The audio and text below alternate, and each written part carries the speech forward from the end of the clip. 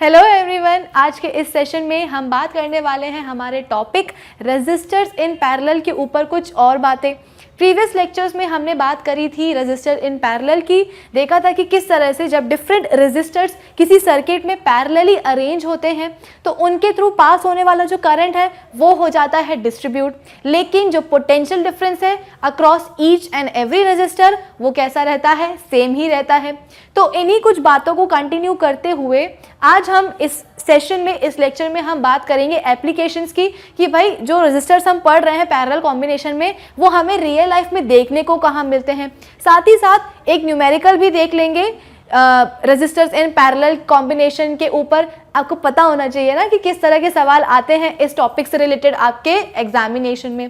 तो आज के इस सेशन का, आज के इस लेक्चर का मैंने टारगेट सेट कर दिया है कि हमें रेजिस्टर्स इन पैरेलल कॉम्बिनेशन को करना है कंप्लीट। तो भाई जब टारगेट सेट है तो देरी किस बात की, तो चलिए स्टार्ट करते हैं आज का ये हमारा session. So this is Vibhuti Khare, welcome to Magnet Brains, जहाँ पे आपको सभी चैप्टर्स के वीडियो लेक्चर्स मिलने वाले हैं बिल्कुल फ्री ऑफ कॉस्ट। यानी कि मैग्नेट ब्रेन्स में आपको 2 चैप्टर्स पढ़ने के बाद किसी भी तरह का पेमेंट करने की या पैकेज लेने की ज़रूरत बिल्कुल भी नहीं है, क्योंकि मैग्नेट ब्रेन्स आप सब तक पहुंचा रहा है क्वालिटी एजुकेशन बिल्कुल फ्री ऑफ कॉस्ट। तो इसी अच्छी बात से हम स्टार्ट करते हैं आज का ये हमारा सेशन रेजिस्टर्स इन पैरेलल के साथ। ठीक है, तो देखो प्रीवियस सेशन में हमने क्या पढ़ा था कि करंट डिस्ट्रीब्यूट होगा। जैसे कि हमने डिफरेंट रेजिस्टर्स लगाए हुए हैं, ये एक सर्किट है जहाँ पे आपको एम मीटर दिख रहा है, जहाँ पे आपको वोल्ट मीटर दिख रहा है, जहाँ पे एक बैटरी लगाई हुई है, जहाँ पे एक प्लग की लगाई हुई है, और यहाँ पे आपको देखने को मिल रहा होगा कि 3 resistor, resistor 1, resistor 2 and resistor 3 कैसे हैं, एक दूसरे के पैरेलली अरेंज्ड हैं, है ना। और तीनों ही रेजिस्टर्स एक्स और वाई पॉइंट पे, तीनों ही resistors x and y point पे कैसे हैं, अटैच्ड हैं, जुड़े हुए हैं। वैसे पैरेलली अरेंज्ड हैं, लेकिन एक्स और वाई पॉइंट पे क्या हैं, तीनों के तीनों आपस में जुड़े हुए हैं। ठीक है, अब आप वोल्ट मीटर लगा लो, कहीं भी लगा लो, फर्स्ट रेजिस्टर के अक्रॉस लगा लो, सेकेंड के अक्रॉस लगा लो, थर्ड के अक्रॉस लगा लो। हर एक रेजिस्टर के अक्रॉस जब आप वोल्ट मीटर लगाओगे तो पोटेंशियल डिफरेंस कितना निकलेगा, potential difference is equal to potential at point X minus potential at point Y. चाहे आप फर्स्ट रेजिस्टर के अक्रॉस लगा लो, पोटेंशियल डिफरेंस कितना निकलेगा, potential at X minus potential at Y. चाहे आप सेकेंड रेजिस्टर के अक्रॉस निकालो पोटेंशियल डिफरेंस, तो भी वो कितना निकलेगा, potential at X minus potential at Y. ठीक है, थर्ड रेजिस्टर के अक्रॉस भी कितना निकलेगा, potential at X minus potential at Y. क्यों, क्योंकि तीनों ही रेजिस्टर के जो पॉइंट्स हैं वो कैसे हैं, सेम हैं। तीनों ही रेजिस्टर के पॉइंट्स कौन कौन से हैं, एक्स है एंड वाई है। इनफैक्ट जो हमारी बैटरी लगी हुई है, ये जो हमारी बैटरी है ये भी एक्स और वाई पॉइंट पे कैसी है, कनेक्टेड है। तो इससे हमें क्या समझ में आया था, इससे हमें समझ में आया था कि जो पोटेंशियल डिफरेंस है across each and every resistor वो कैसा रहेगा, सेम होगा। लेकिन हाँ, करंट डिस्ट्रीब्यूट हो जाएगा। क्यों, आपने यहाँ पे क्या करा है, बैटरी लगा के रखी है, बैटरी लगाई यानी कि पोटेंशियल डिफरेंस क्या हो गया, सेट हो गया। जैसे ही पोटेंशियल डिफरेंस आएगा करंट जो है फ्लो होने लगेगा। अब करंट जैसे ही पॉइंट एक्स तक पहुंचा वो हो गया कंफ्यूज। क्यों, क्योंकि उसे तो अब 3 रास्ते दिख रहे हैं जाने के लिए, पहले वाले रेजिस्टर के रास्ते पे जाए या दूसरे वाले के रास्ते पे जाए या तीसरे वाले के रास्ते पे जाए। करंट हो गया कंफ्यूज, लेकिन वो क्या करेगा, वो बायस्ड नहीं है। ठीक है, वो भेदभाव नहीं करेगा कि मैं तो सिर्फ फर्स्ट रेजिस्टर के पाथ में ही जाऊंगा या थर्ड वाले के पास ही जाऊंगा या सेकंड वाले के पास ही जाऊंगा। उसने क्या डिसाइड किया कि मैं थोड़ा थोड़ा सभी के पास चला जाता हूं। तो थोड़ा सा करंट चला गया कहाँ, 1 के पास, रेजिस्टर 2 के पास और रेजिस्टर 3 के पास। ठीक है, तो जो हमारा I करंट था वो किस में डिवाइड हो गया, I1 में हो गया, I2 में हो गया और I3 में हो गया। माना कि करंट अभी डिवाइड हो गया है, लेकिन क्या होगा, जैसे ही ये तीनों ही करंट I1, I2, I3 हमारे पैरेलल कॉम्बिनेशन से बाहर निकलेंगे, पॉइंट Y से क्या होगा, फिर से कंबाइन हो जाएंगे। यानी कि I1, I2, I3 अभी सिर्फ जब पैरेलल कॉम्बिनेशन के अंदर घुसे थे तब डिवाइड हुए थे, लेकिन जैसे इस कॉम्बिनेशन के बाहर निकलेंगे करंट कितना बाहर आएगा, करंट बाहर आएगा I। जितना गया था पैरेलल कॉम्बिनेशन के अंदर उतना ही करंट बाहर आ गया, है ना। जितना करंट कॉम्बिनेशन के अंदर गया था उतना ही करंट कॉम्बिनेशन के बाहर भी आया। यानी कि हमारे जो रेजिस्टर्स हैं उनने अपने अंदर करंट को स्टोर नहीं किया, उन्होंने करंट के रास्ते में रुकावट जरूर पैदा करने की कोशिश करी थी, लेकिन उन्हें रोका नहीं, जितना था उतना ही बाहर निकला।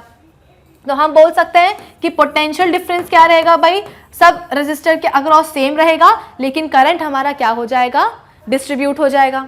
ठीक है, और ये जो आपके पास टर्म आया था, ये जो आपके पास रिलेशन आया था कि टोटल करंट किसके बराबर हो जाएगा, I1, I2, I3, इसमें आपने क्या लगा दिया, आपने लगा दिया था ओम्स लॉ। ओम्स लॉ क्या होता है भाई, ओम्स लॉ का फॉर्मूला क्या होता है, V = I × R। अगर आपको I कैलकुलेट करना है तो आप क्या लगा देते हो, V / R कर देते हो, है ना। तो आप क्या करोगे, ये जितने भी आपको करंट दिख रहे हैं ना, चाहे वो I हो, चाहे वो I1 हो, चाहे वो I2 हो, चाहे वो I3 हो, इन सब की जगह आप क्या रख दोगे, V/R रख दोगे। सबसे पहले तो जो ये वाला I का फॉर्मूला है, वैल्यू है, उसकी जगह आप क्या रखोगे, V/R। यहाँ पे I क्या है, I है टोटल करंट जो कि हमारे सर्किट में बह रहा है। तो ये टोटल करंट किसके बराबर हो जाएगा, टोटल पोटेंशियल डिफरेंस हमारे पूरे सर्किट में डिवाइडेड बाय टोटल रेजिस्टेंस हमारे पूरे सर्किट में। टोटल करंट किसके बराबर हो जाएगा, टोटल करंट बराबर हो जाएगा टोटल पोटेंशियल डिफरेंस हमारे सर्किट में डिवाइडेड बाय टोटल रेजिस्टेंस हमारे पूरे सर्किट में। ठीक, फिर इसके बाद में I1 किसके बराबर हो जाएगा, I1 बराबर हो जाएगा V/R1 के। भाई I1 है क्या, I1 वो करंट है जो कि रजिस्टर 1 में गया है। तो I1 किसके बराबर हो जाएगा, potential difference across resistor 1 divided by हमारे फर्स्ट रजिस्टर का रेजिस्टेंस। ठीक है, I1 किसके बराबर हो जाएगा, potential difference across the first resistor divided by पहले वाले रेजिस्टर का रेजिस्टेंस। इसी की तरह से जो हमारा I2 है वो किसके बराबर हो जाएगा, V/R2 के बराबर हो जाएगा। V क्या है, potential difference across the second resistor divided by R2 क्या है, resistance of the second resistor. Similarly I3 क्या हो जाएगा, I3 हो जाएगा V/R3। V क्या है, potential difference across the third resistor divided by R3 क्या है, resistance of the third resistor. यहाँ पे मैंने V1, V2, V3 क्यों नहीं लिया है, आप देख सकते हो कि मैंने करंट को I1, I2, I3 लिया है, रेजिस्टेंस को मैंने R1, R2, R3 लिया है, लेकिन पोटेंशियल डिफरेंस को तो मैंने V ही लेके रखा हुआ है, वो चेंज हुआ ही नहीं। वो इसलिए क्योंकि अभी अभी हमने पढ़ा है कि पोटेंशियल डिफरेंस क्या रहता है, potential difference across each and every resistor क्या रहता है, सेम ही रहता है। ठीक है, हर एक रेजिस्टर के अक्रॉस पोटेंशियल डिफरेंस क्या रहेगा, सेम रहेगा। तो V इसीलिए लिया है, V1, V2 या V3 नहीं लिया है मैंने। ठीक है, फिर आपको इस तरह की एक इक्वेशन मिल जाएगी। जैसे ही आपने इस वाले रिलेशन में ओम्स लॉ लगाया है ना, तो आपको ये इक्वेशन मिल जाएगी। अब आप क्या करोगे, इन सभी V को क्या ले लोगे, ब्रैकेट के बाहर ले लोगे। क्यों, क्योंकि ये कॉमन है ना, पोटेंशियल डिफरेंस तो कॉमन है, तो आपने इसे ले लिया ब्रैकेट के बाहर। ये वाला V कैंसिल आउट हो गया LHS में रखे हुए V से। निकला क्या, 1/R is equal to 1/R1 plus 1/R2 plus 1/R3। ये क्या है, ये है total resistance in the circuit, जो कि किसके बराबर है, इंडिविजुअल रेजिस्टर जो आपने लगाए हुए थे ना अपने सर्किट में, उन सभी के रेजिस्टेंस को आपने क्या करा है, ऐड किया है। लेकिन ऐसे वैसे नहीं, आपने रेसिप्रोकल उनको बना करके उनका रेसिप्रोकल ऐड किया है। इंडिविजुअल रेजिस्टर्स जो आपने लगाए थे पैरेलली किसी सर्किट में, उन सभी के रेजिस्टेंस का रेसिप्रोकल आपने लिया, उन रेसिप्रोकल को आपने ऐड कर दिया। ऐड करने के बाद आपको क्या मिला, 1/R। ये 1 क्या है, ये टोटल रेजिस्टेंस है जो आपके सर्किट में फ्लो हो रहा है, जो आपके सर्किट में एग्जिस्ट करता है या कर रहा है। ये चीज आपको क्लियर हुई। और ये जो 1/R आया है ना, इसे हम पता है क्या कहते हैं, इसे हम कहते हैं मिनिमम इफेक्टिव रेजिस्टेंस। अगर आपको ध्यान होगा, जब हमने सीरीज में बात करी थी, सीरीज में क्या निकल के आया था, जितने भी रेजिस्टर्स आपने लगाए हैं सीरीज में, उन सभी के रेजिस्टेंस को जब आप ऐड कर देते थे, तो जो आपके पास सम आता था वो क्या होता था, वो मैक्सिमम इफेक्टिव रेजिस्टेंस होता था। लेकिन जब हम पैरेलल कॉम्बिनेशन में इंडिविजुअल रेजिस्टर्स के रेजिस्टेंस को उनके रेसिप्रोकल में ऐड करते हैं, तो हमारे पास मिनिमम इफेक्टिव रेजिस्टेंस आता है। ठीक है, क्या आता है हमारे पास, मिनिमम इफेक्टिव रेजिस्टेंस आता है। ऐसा क्यों, चलो देखते हैं। इसे हम मिनिमम क्यों बोल रहे हैं और सीरीज में हम मैक्सिमम ले रहे थे। मैक्सिमम इसलिए क्योंकि इसको एक एग्जाम्पल से समझते हैं, ठीक है। चलो मैं इसको रब कर देती हूँ, एक एग्जाम्पल से समझते हैं हम। हमारे पास क्या है, हमारे पास 3 रजिस्टर हैं, ठीक है। पहले हमने इन सभी रजिस्टर को ऐड किया, किसमें, सीरीज में। हर एक का रेजिस्टेंस यहाँ पे हम कितना निकाल देते हैं, 2 2 2, यानी कि मेरे पास 3 रजिस्टर हैं, तीनों को सबसे पहले मैंने सीरीज में कनेक्ट किया है, ठीक है। और सीरीज में कनेक्ट कर दिया मैंने, इसके बाद में चलो 3 नहीं, हम 2 ही लेते हैं, ठीक है। कितना लिया हमने लिया है 2। ये रहा पहला रजिस्टर, ये रहा दूसरा रजिस्टर। पहले वाले रजिस्टर का भी रेजिस्टेंस कितना है, 2, और इसका भी कितना है, 2 ओम्स। अब ये सीरीज में है, सीरीज में हम हमारे टोटल सर्किट का रेजिस्टेंस कैसे निकालते थे, इंडिविजुअल रजिस्टर के रेजिस्टेंस को आप क्या कर देते थे, ऐड कर देते थे, यानी कि 2 + 2 कितना हो गया, 4 ओम्स। ये क्या है, आपका मैक्सिमम इफेक्टिव रेजिस्टेंस आया। यानी कि अगर आप इस टोटल रेजिस्टेंस को देखोगे तो ये कैसा है, इंडिविजुअल रेजिस्टेंस से बड़ा है ना, ये बड़ा है। हर एक रजिस्टर कितना रेजिस्टेंस दे रहा था, 2 और 2, लेकिन जब मैंने इनको ऐड कर दिया तो कितना आया, 4 आया। यानी कि मेरी सर्किट में टोटल रेजिस्टेंस कितना होगा, 4 होगा, जो कि किससे ज्यादा होगा, इंडिविजुअल रजिस्टर के रेजिस्टेंसेस से। अब क्या करती हूं मैं, पहले तो मैंने इन दोनों ही रजिस्टर को सीरीज में लिया था, अब मैं इनको पैरेलली ले लेती हूं, ठीक है। मैं इनको क्या करा, मैंने इनको पैरेलली ले लिया, तो ये रहा मेरा रजिस्टर 1 और ये रहा मेरा रजिस्टर 2। और अभी अभी हमने देखा कि हम पैरेलल कॉम्बिनेशन में रेजिस्टेंस कैसे निकालते थे टोटल सर्किट का, इन दोनों ही रेजिस्टर के रेजिस्टेंस का रेसिप्रोकल में ऐड करूंगी, यानी कि 1/2 + 1/2, ये कितना हो जाएगा, 2/2 = 1 ओम्स। यहां पे टोटल रेजिस्टेंस कितना आ रहा है, 1 आ रहा है, जो कि कम है, किससे कम है, जो इंडिविजुअल रजिस्टर ऑफर कर रहे थे रेजिस्टेंस उससे कम है।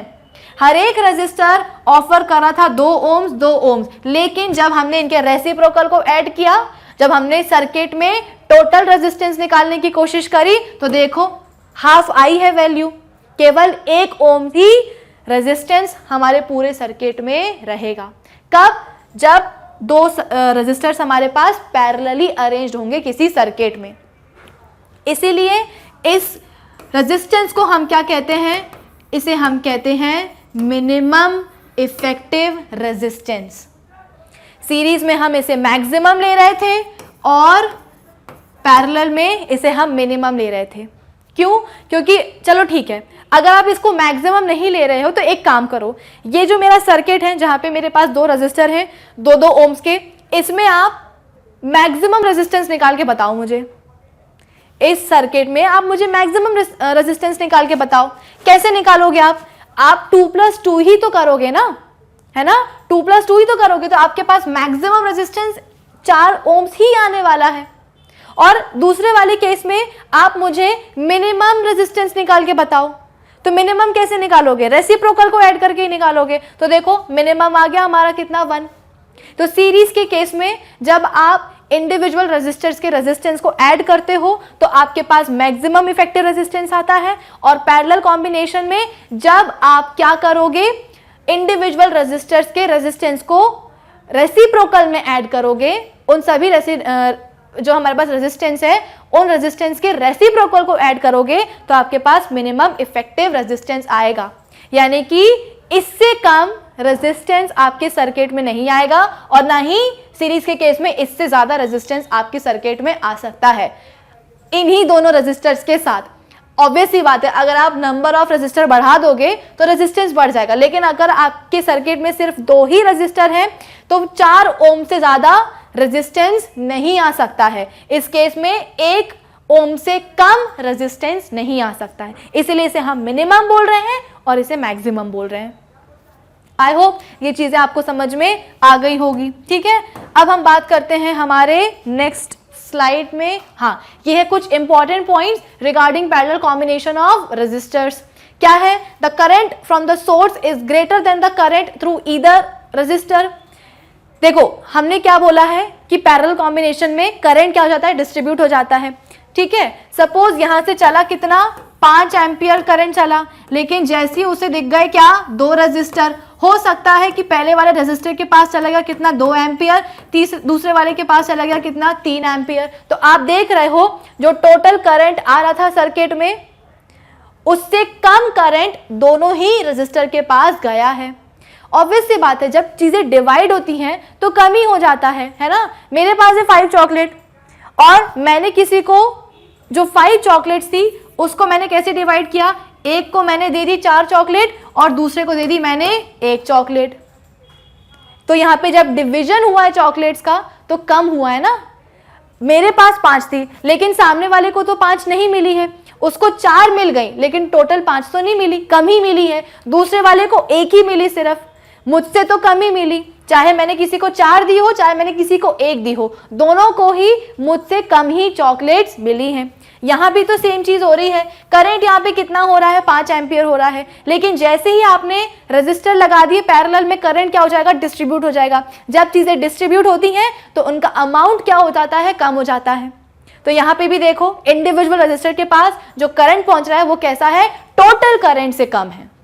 ठीक है, तो फर्स्ट पॉइंट हमसे यही बोलता है the current from the source is greater than the current through either resistor, the potential difference across each resistor is same, वो तो सेम ही रहेगा। The reciprocal of equivalent resistance is equal to the sum of the reciprocal of individual resistance. ये जो equivalent resistance की बात कर रहे हैं उसका रेसिप्रोकल किसके बराबर होगा, is equal to the sum of the reciprocal of individual resistances. ठीक है, the equivalent resistance is less than the resistance of either resistor. जो हम इक्विवेलेंट रेजिस्टेंस निकालते हैं, जो हम टोटल रेजिस्टेंस निकालते हैं, वो कैसा होता है, कम होता है उस रेजिस्टेंस के जो कि इंडिविजुअल रजिस्टर ऑफर कर रहे हैं। अभी देखा था ना, दोनों रजिस्टर दो रेजिस्टेंस ऑफर कर रहे थे, 2 हमारे पास रजिस्टर थे, हर एक रजिस्टर 2 ओम्स रेजिस्टेंस ऑफर कर रहा था। लेकिन जब हमने इनका इफेक्टिव रेजिस्टेंस निकाला, इक्विवेलेंट रेजिस्टेंस निकाला, तो कितना पाया, सिर्फ 1 ओम ही पाया। ठीक है, और इसीलिए इसे हम क्या कहते हैं, मिनिमम इफेक्टिव रेजिस्टेंस कहते हैं। आई होप ये चीज आपको समझ में आ गई होगी। अब बारी आती है इनके एप्लीकेशंस की कि भाई पैरेलल कॉम्बिनेशन ऑफ रजिस्टर्स हमें देखने को कहाँ मिलता है। हमारे घरों में जो बल्ब, ट्यूबलाइट, पंखे वगैरह जो लगे होते हैं ना, वो सब कैसे होते हैं, पैरेलल कॉम्बिनेशन में ही लगे होते हैं। ऐसा क्यों हम पंखों को या ट्यूबलाइट्स को या पंखों को ट्यूबलाइट को हम सीरीज में नहीं लगा सकते? लगा तो बिल्कुल सकते हैं, लेकिन दिक्कत हो जाएगी। क्यों? क्योंकि भाई फैन अलग चीज है, ट्यूबलाइट अलग चीज है, बल्ब अलग चीज है।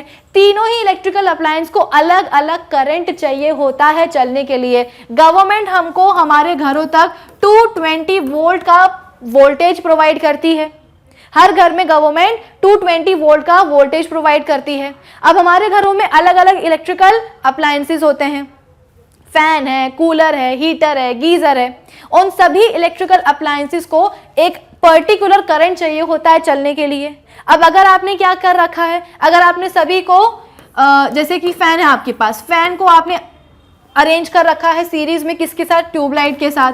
ठीक है, इसको भी आपने अरेंज कर रखा है किसके साथ, एसी के साथ। तो क्या होगा, सीरीज में हमने क्या पढ़ा था कि करंट क्या होता है, सभी रजिस्टर में सेम जाता है।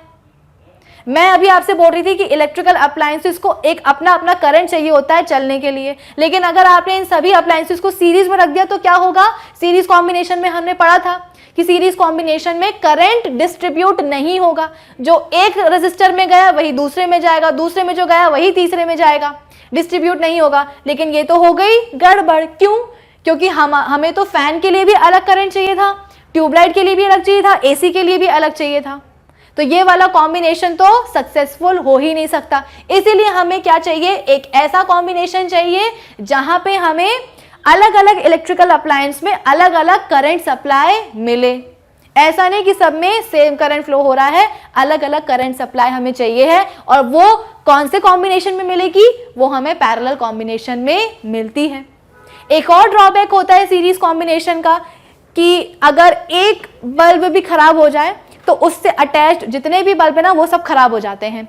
दिवाली लाइट जो होती हैं उसमें आपने देखा होगा कि जब आप दिवाली पे लेकर आए हो, एक दिवाली तो बढ़िया जलेगी, वो दूसरी दिवाली पे जैसे आप उसको बाहर निकालोगे ना, तो अगर एक बल्ब भी फ्यूज होगा तो पूरी सीरीज जो है ना चली जाएगी। अगर पैरेलल कॉम्बिनेशन, सपोज हमने जो है ना डिफरेंट जो इलेक्ट्रिकल अप्लायंसेस हमारे घर में उनको हमने सीरीज में अरेंज कर भी दिया, क्या होगा, अगर फैन खराब होगा तो एसी भी खराब हो जाएगा, एसी खराब होगा तो ट्यूबलाइट भी खराब, ट्यूबलाइट खराब तो फिर बल्ब भी खराब, यानी कि जितने भी आपने इलेक्ट्रिकल अप्लायंस लगाए हैं सीरीज में सब हो जाएंगे कैसे, खराब। ठीक है, तो ये एक मेजर ड्रॉबैक है सीरीज कॉम्बिनेशन का, जिसकी वजह से हम अपने घर के इलेक्ट्रॉनिक अप्लायंसेस को सीरीज में कनेक्ट नहीं करते, उनको हम पैरेलली कनेक्ट करते हैं। Parallel combination of resistance is highly useful in circuits used in daily life as the circuits used have components of different resistances requiring different amounts of current।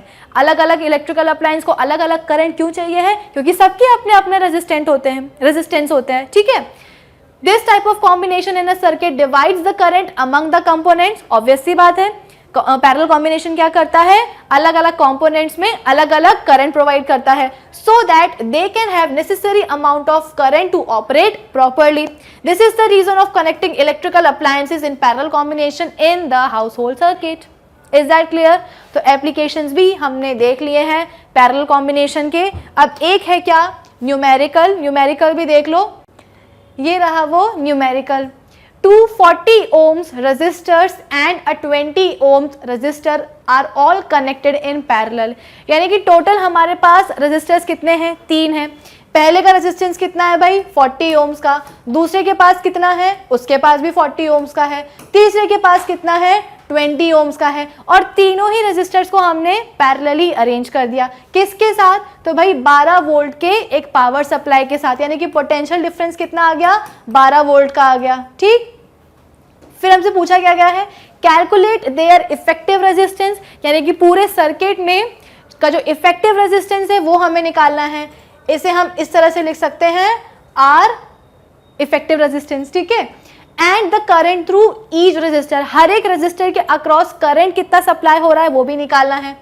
दो चीजें हो गई, एक तो इफेक्टिव रेजिस्टेंस, दूसरा current. तीसरी चीज क्या है, what is the current flowing through the power supply, यानी कि पूरा जो हमारा सर्किट है उसमें टोटल करंट कितना बह रहा है वो भी हमें निकालना है।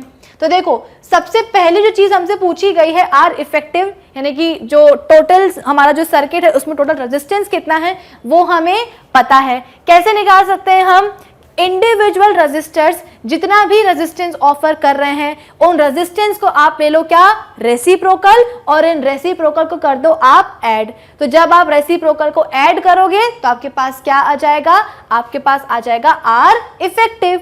कैसे लोगे आप, सबसे पहले आपके पास क्या है, पहला रेजिस्टर कितने रेजिस्टेंस का है, 40 का, दूसरा भी 40 का है, तीसरा 20 का है। तो आप क्या करोगे, 1/40 प्लस 1/40 प्लस 1/20।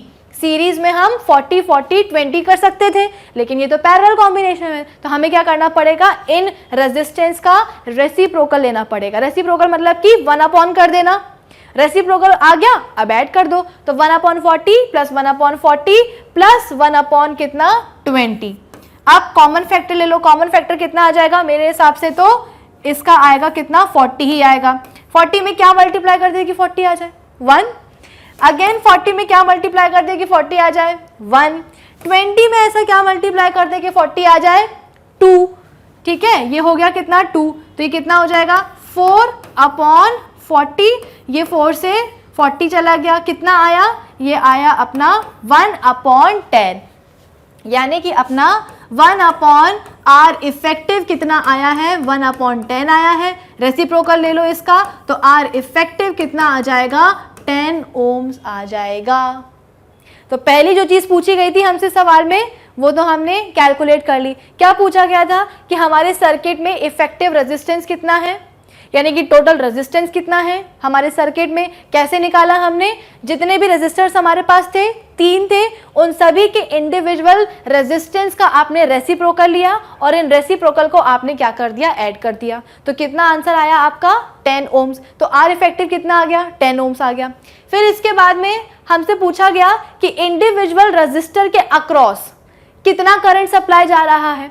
भाई यहां से सपोज आई करंट निकला, आई करंट फ्लो हो रहा है, जैसे ही करंट कहाँ पहुंचा, पॉइंट ए पे पहुंचा, उसे क्या दिखा कि भाई 3 रजिस्टर लगे हुए हैं, आगे जाने के 3 अलग अलग पाथ हैं, तो वो क्या करेगा, थोड़ा सा पाथ 1 में चला जाएगा, थोड़ा सा पाथ 2 में, थोड़ा सा पाथ 3 में।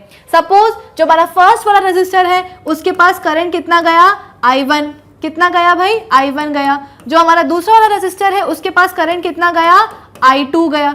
तीसरा वाला जो है उसके पास कितना गया, I3 गया। तो हमें निकालना क्या है, हमें ये I1, I2 और I3 की ही वैल्यूज हमें निकालनी है।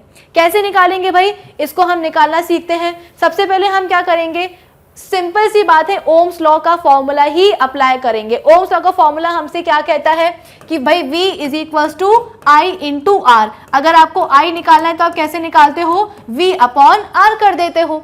अब अगर आपको फर्स्ट रेजिस्टर के अक्रॉस करंट निकालना है, यानी कि आपको I1 निकालना है, तो आप क्या करोगे, V अपॉन R1 करोगे।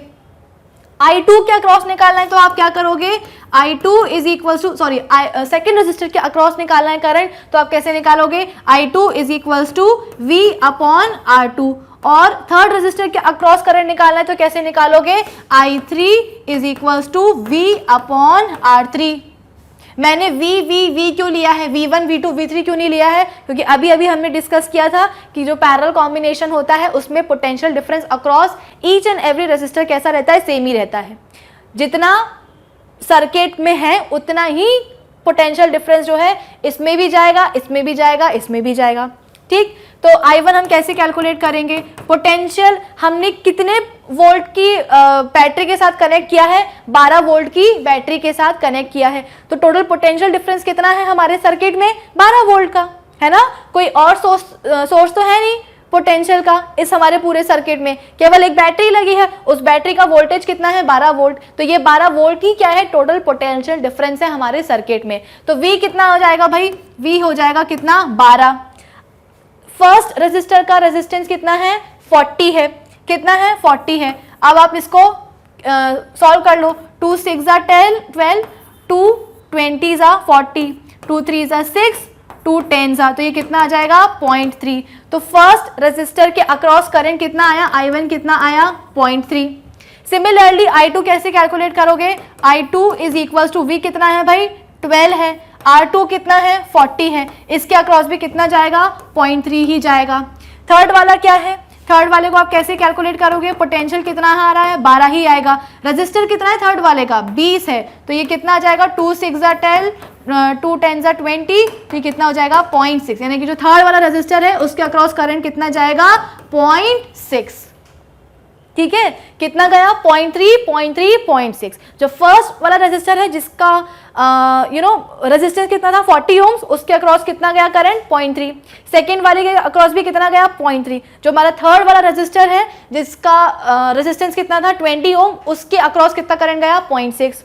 यानी कि इंडिविजुअल रेजिस्टर्स के अक्रॉस जो हमें करंट निकालना था वो हमने निकाल दिया। अब क्या करेंगे, अब क्या पूछा गया था हमसे, टोटल करंट कितना बह रहा है सर्किट में। तो हमको पता है कि भाई I किसके बराबर होता है, टोटल करंट I1, I2 और I3 की बराबर होगा। तो हम क्या करेंगे, 0.3 प्लस 0.3 प्लस 0.6 कर लेंगे, है ना।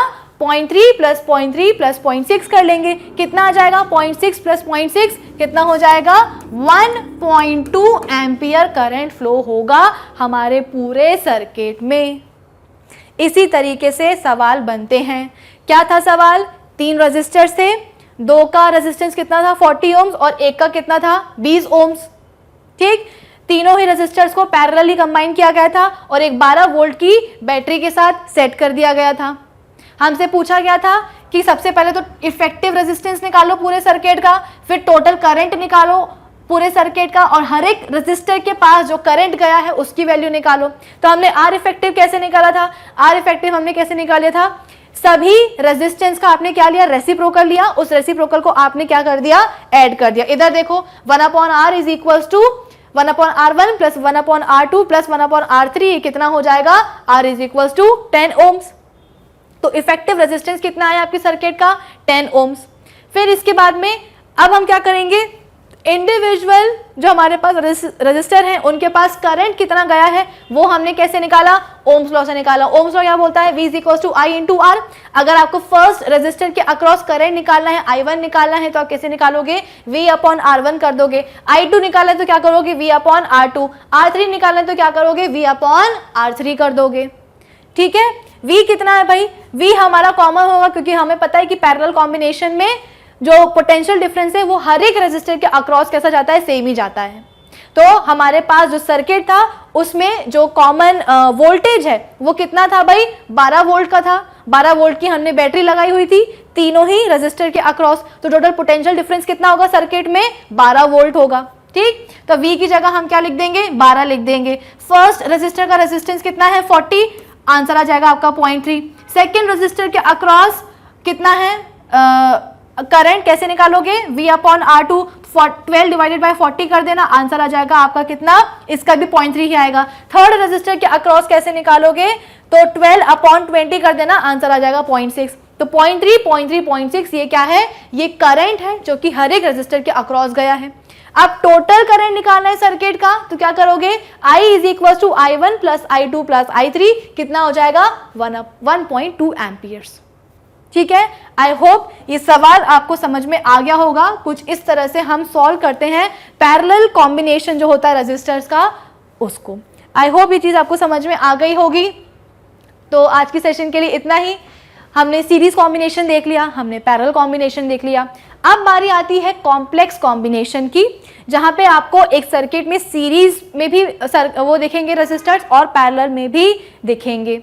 ठीक है, तो हमारा जो नेक्स्ट सेशन होगा वो बेस्ड होगा, सबसे पहले तो एक हीट टॉपिक है कि जो इलेक्ट्रॉनिक अप्लायंसेस जो होते हैं, जैसे उसमें करंट सप्लाई करते हैं तो हीट प्रोड्यूस होती है, तो हीट सप्लाई सबसे पहले पढ़ेंगे। इसके बाद में जो कॉम्प्लेक्स सर्किट्स हैं वो भी हम सॉल्व कर लेंगे। तो आज के इस सेशन के लिए इतना ही, हम मिलेंगे अपने नेक्स्ट सेशन में। तब तक आप क्या करेंगे, हमारी जो ऑफिशियल वेबसाइट है magnetbrains.com उसे विजिट कर लीजिएगा, जहाँ पे आपको सभी चैप्टर्स की वीडियो लेक्चर्स मिलेंगे बिल्कुल फ्री, और साथ ही साथ एक प्लेलिस्ट में भी अरेंज्ड मिलेंगे, और साथ ही साथ सभी टॉपिक्स के नोट्स भी होंगे available. So do visit our official website magnetbrains.com। Till then keep learning with Magnet Brains. Thank you for watching.